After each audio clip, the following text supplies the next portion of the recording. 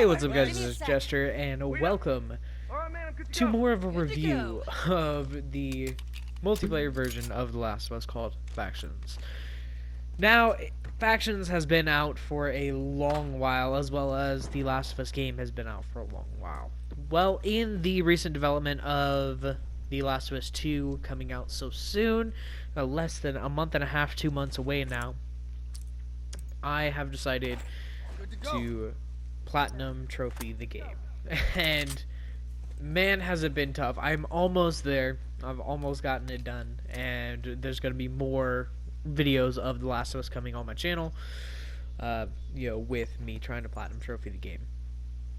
I will just say that getting everything done for the platinum trophy has proven to be a challenge, especially because of the multiplayer version of the game. Now, in the multiplayer challenges, because in order to platinum out the game, you do have challenges that are specific to the multiplayer version, which would be the Abandoned Territories and Reclaimed Territories packs, which is the DLC add-on for the game itself, as well as the base game does have a couple of the multiplayer challenges, such as Knowing the Basics, which is winning a game of Supply Raid, and Survivor, which is the game's equivalent of Team Deathmatch 1.0 and 2.0, essentially, as well as completing a Firefly journey, completing a Hunter journey, and build your clan to 40 people,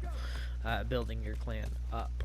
So there is quite a bit of challenges that do rely on the multiplayer versions, especially because completing a Firefly journey and completing a Hunter journey, which are the journeys that you choose when you do start the multiplayer version of The Last of Us. Now you get the choice whether you want to be a Firefly or a Hunter, and that gives you the choice whether you want to start the 12-week journey for the Firefly or Hunter. Now, the 12 weeks is in reference to the fact that each game is a day, and there's obviously 7 days in a week, and 12 weeks to finish the journey. So that all adds up to, I believe, 84 games, if my math is correct, which I'm going to check here in a second. Which, with correcting the math, that was 84 games per journey and 168 games in total for both of the journeys. And during that time, you can also complete some of the challenges for the Abandoned Territories and Reclaimed Territories packs. So, in the Abandoned Territories and Reclaimed Territories pack, there is 4 maps each, because these are 2 different DLCs with 4 maps each. Now, each of those 4 maps, you need to complete a game with at least 5 downs in that game. 5 downs or executions, or it can be a combination of the both. And on top of that, you do need to complete a game of Supply Raid, Survivor, and Interrogation, I believe it's called, in order to complete the actual DLC challenges themselves. Now, the thing about The Last of Us and getting the platinum trophy for The Last of Us is you do need to complete all of the DLC challenges in order to platinum out the game. And which I normally don't mind, but like I said, the challenges of having a multiplayer challenge that you have to complete, it creates a daunting task, and the only thing that helps with this game is the fact that this game is so good that 7 years later their multiplayer is still thriving. There's not a lot of games that you see nowadays, such as some of the Call of Duty games, still have their multiplayer servers up, as well as some of the Call of Duty games don't. So it just depends on the quality of the game and how good the game is. And this, stands the test of time that almost 10 years later after the first game came out, that the multiplayer servers are still alive and thriving. And thank goodness for that, because it would be 10 times harder to even try and get the platinum trophy if it would be impossible to get the platinum trophy, because the servers were down, if that makes sense. Now here goes more of the review portion of the actual review of the game instead of talking about all the trophies and everything. Now, although the multiplayer version does prove absolutely difficult, I'm not going to say that it is easy by any means. It actually makes it even more fun, the fact that it is difficult to do, and that, you know, it is a bit harder. And so that, you know, contributes to it still being a super fun game. Now, of course, with any multiplayer version of any game, it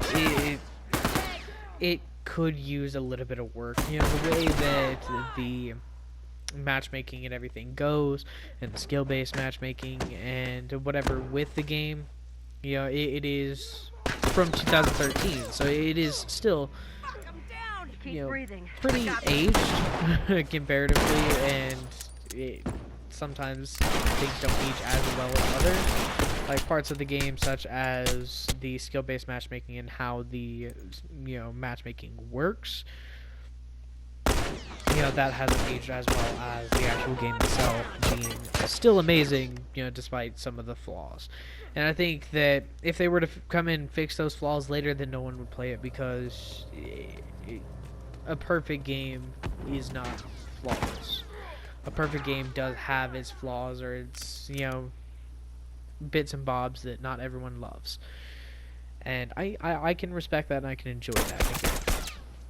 And so for the multiplayer version itself, you know, it is absolutely fun, and that's why people still play it today. You know, it's enthralling. It does catch your eye and catch your attention, and get you into still playing the game years later after it comes back. I can only sing good praises for this game because of how much I love this game and how much I played it. You know, this again is just a matter of my opinion. Go play the game for yourself, like, especially before The Last of Us 2 comes out, because there's only 2 months to do so. And I've seen so many people, you know, revisiting this on YouTube, like, starting and doing another playthrough or one last playthrough for The Last of Us, or getting some of the requirements down for The Last of Us. And it makes me happy to see. But, you know, like I said, go play the game for yourself. That is the best way to experience this game in full. And if you are playing the story mode for the first time, all done. Let's go. You know, it grabs you, and it really holds on to you. And I know that if you have seen any gameplay of the story mode, it may ruin some things for you as playing the game for the first time. Now, I purely believe that playing a game for the first time, you get the most pure sensation of that game and the most pure reactions to everything that goes on in that game. And same goes for playing the multiplayer version for the first time. You get in that first match, and you feel like a lost puppy. And you don't know exactly what to do, even though you played the game. And, you know, you may have played through the story 100 times, but playing through the actual multiplayer version is just ever so slightly different, and it gets you to step out of that comfort zone that you get with playing this game, and it makes it a overall better experience. And this is one of the instances where the good experiences of the game do outweigh, you know, the bad experiences that you get with the challenges and the portions of the game that are a little bit harder to complete or harder to do for, like, the multiplayer version, or even if you're playing the single player version, the story mode. It gets hard, but it is worth it. I guess what I'm trying to say, all in all, is that even though there is challenges to beat to platinum out the game, and even though they are difficult, they are worth doing.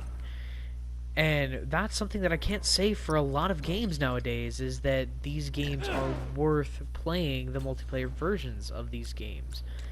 And, you know, worth continuing on years after, you know, the multiplayers and everything out for these games. You know, it's astonishing to me to see everything that goes into the game, and people putting their heart, blood, and soul into the game, and others enjoying the game as much as they do. And I guess that, as a fan of the game, really resonates with me. And I guess this is where we call my review / breakdown of the game completed. I love this game, and I enjoy it. So I recommend that everybody play this game at least once. So in greater news for the channel, you are going to be seeing more of the gameplay from my multiplayer endeavors as well as the single player endeavors that I'm doing. I still have 5 gameplay or playthroughs of the single player to do to completely platinum out the game. I am going to be doing a breakdown of where all the collectibles are and where all the training manuals and everything are in the game. So just bear with me while that comes out. That is going to take quite a bit to get together and complete. I have already completed my playthrough that has gotten me the trophy for all the collectibles. But I still have more to do with being able to put it on YouTube. So just bear with me for that, especially because now with the things going on in my personal life as well as all across America, there is this COVID-19 virus thing going around that it's not that bad of a disease from everything, but everyone is still freaking out about it, and it is still kind of become more of a pandemic across America and across the world. And that is kind of a surreal thing to be playing a game about a pandemic virus fungus thing that takes over people's minds while there is currently something like that going on in the world. And there has been a lot of memes about it about The Last of Us predicting the death of America, and it's silly. In my opinion, it is kind of silly. But anyway, guys, that's all from me. So thank you guys so much for watching. Please don't forget to like and subscribe, and I will definitely be seeing y'all in the next episode.